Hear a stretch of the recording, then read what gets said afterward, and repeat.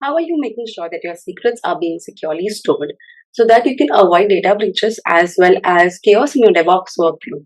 Hi, I'm Shruti Anekar and I'm a DevOps engineer here at Velotio Technologies. So let's talk about secrets. Now what is a secret? A secret is nothing but a digital authentication credential that is going to allow entities to communicate and perform actions on a service. Now, this discrete piece of information that we have is going to keep the access points secure. So let's take a look at the way in which this paradigm is going to exist. So an entity here needs access to some sort of a service. We'll leave it ambiguous for right now. There are two things now that the entity will need to communicate with this service. So it is that is, what is the authentication that is required and what. So what are the kind of permissions that are going to be required to complete the authentication. So how we enable this is with some sort of a secret.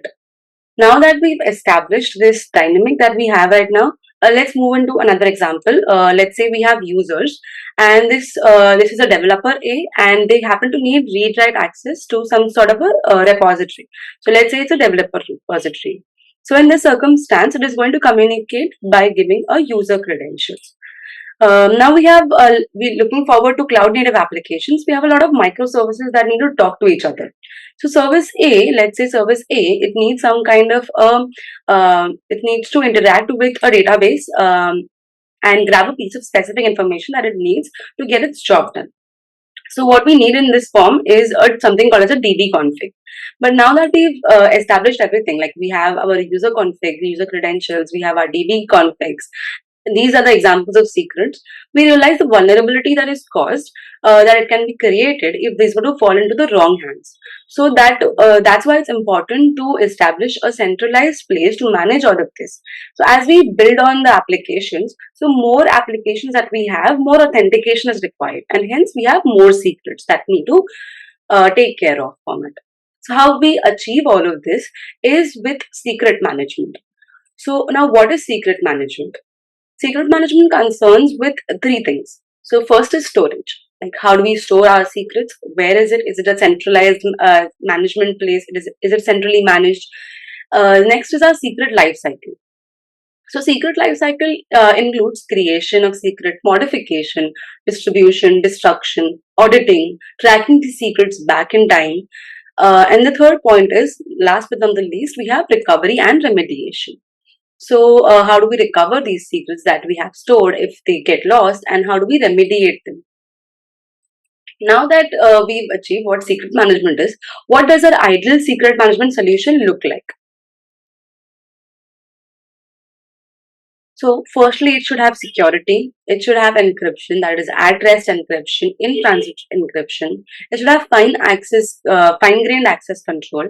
It should give good access logs. Next is it should be easy to manage and it should be cheap to operate.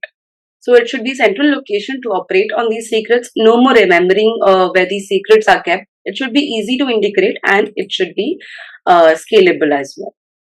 So now that we've talked about this, let's discuss the levels of complexities that we have in our architectures. So to help facilitate the discussion and visualize how secret management architecture evolves as the team gets better acquainted with technologies, we can define three levels.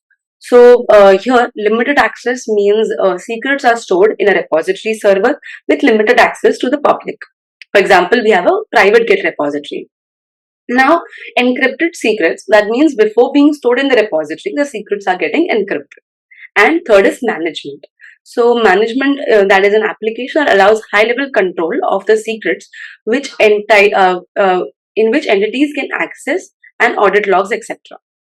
So these three levels can be seen from an evolutionary standpoint, when the architecture grows more and more from simple to complex as and when needed. So sometimes the concern is real. Where does this end? So if you encrypt the secrets before storing, where do you keep the encryption key? Isn't that another secret? Aren't you just adding another abstraction layer? So it's a valid question, but not really necessary, right? So we will reach a consensus on how to store an encryption key. So we may choose to employ something called as AWS, or we can rely on other complex mechanisms, which is HashiCorp. We'll talk about them later. So in the end, it's important to emphasize that the goal of secret management architecture should be to achieve acceptable levels of security for the project. At some point, the complexity of the additional layers that we've added, it outweighs the benefits of security, eliminating the security risk. So let's talk about some of the technologies that are used for secret management. So we have something called as a Git Crypt. Now, Git Crypt is an open source project for encrypting files in a Git repository. Now, relying on the webhooks, the Git hooks, files are listed in the Git architecture in a .git attributes files, which are encrypted before the repository is pushed to the remote. Now, to decrypt the file, you would clone this repository and issue a Git Crypt command while specifying the path to the key that can be used to encrypt that was previously used to encrypt. So we have a sequence diagram here describing this flow. So we have a local repository and we have a remote repository. So we initialize the Git and we initialize Git Crypt. Here we specify which files want encrypted in the .git attributes file. You can see an example of the .git attribute files as well. Then we do a git push. Now during the git push, this Git Crypt will encrypt the file and it will push to the remote repository. So on the remote repository, we will only have encrypted files. So if someone requests the clone, we will return the clone and we will return the encrypted files. So what Git Crypt will do is it will unlock these encrypted files, that is, it will decrypt these files. Now the developer can work on these files later on. It can do the local development. So during git push again, the Git Crypt will again encrypt these files and will git push it to the remote repository. So it's a very practical feature, the Git Crypt, as its ability to specify more than one key for a repository. So this means we can have the prod and the development secrets can be stored in the same place, but only users with access to the correct keys will be able to decrypt these secrets. So example of the .git attribute files.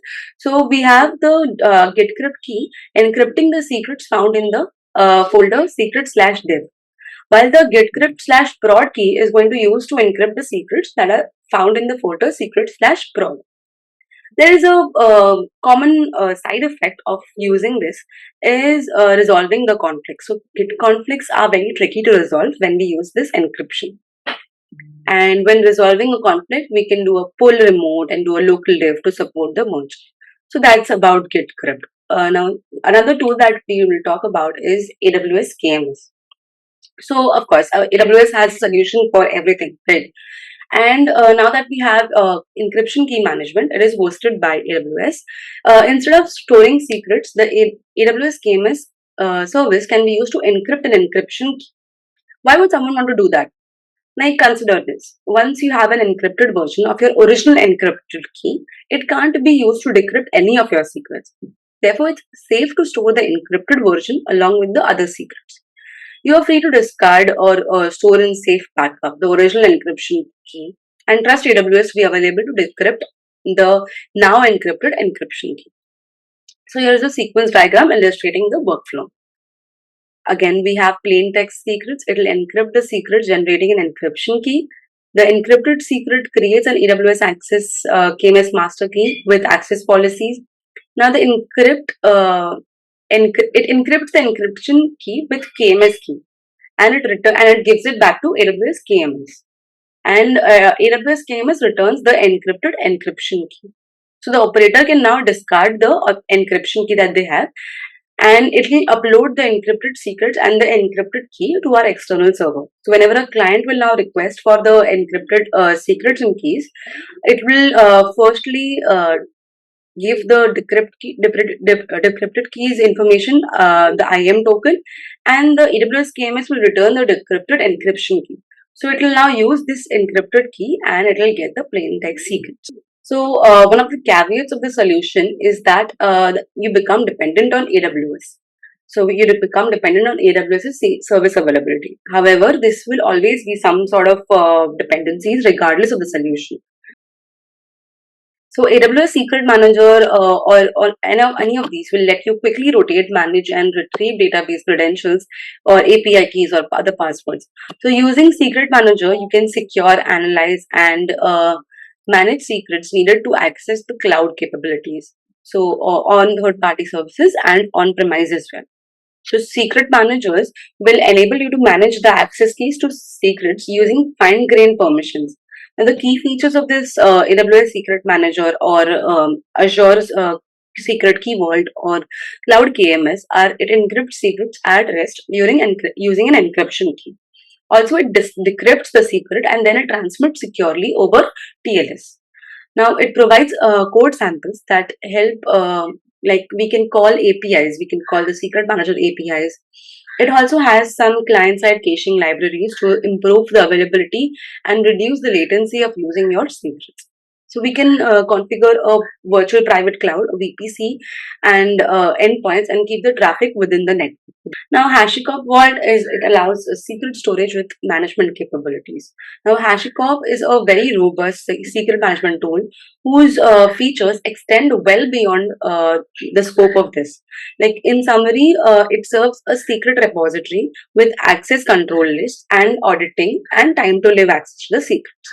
Now, Vault supports a variety of authentication mechanisms and secret storage backends, allowing highly available deployments. So here's a workflow of highlighting the storage and retrieval of secrets from HashiCorp Vault. So we have an operator. It sets some policies to HashiCorp Vault. Now these policies will specify read-write access to secret paths. It will associate authentication rules with these policies, the operator will, and will seed secrets to the path. Now the client, the third party, external one, will request authentication to HashiCorp. So HashiCorp will log the request and will return the access token if the authentication is successful. Now, the client will now request for the secret in the path, providing this token that it received. The HashiCorp will log this request again and it will return the secret if it's a valid token, and it will do ACL checks as well. So the clear drawback of HashiCorp Vault is the additional complexity that it introduces.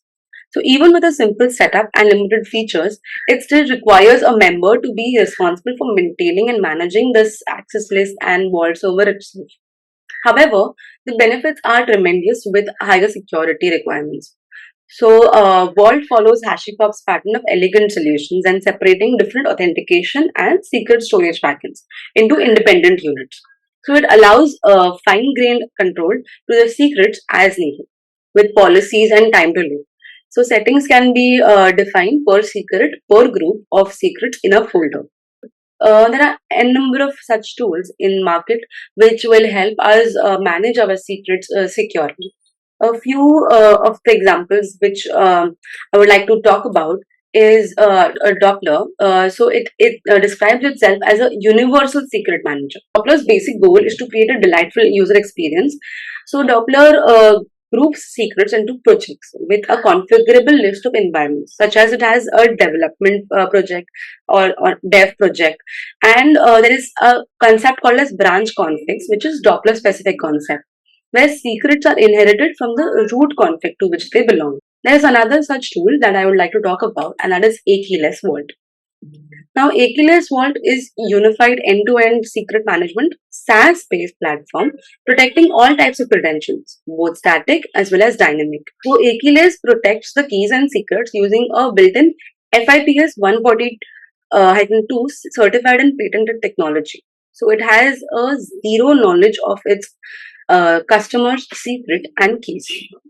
A-keyless Vault that we have enables provisioning and injections of all types of secrets to your servers, applications, and workloads, providing a wide variety of plugins that allows you to connect to all your DevOps platforms and IT platforms, such as CI/CD, configuration management, orchestration tools such as Kubernetes and Docker. So you don't have to, the technologies that we described right now about, they don't need to be used in isolation. In fact, they become even more powerful when combined. So we can combine most of these tools that we've discussed right now, and we can use them. To conclude, having a secret management architecture is just one of the steps in the quest for increasing the security in the project.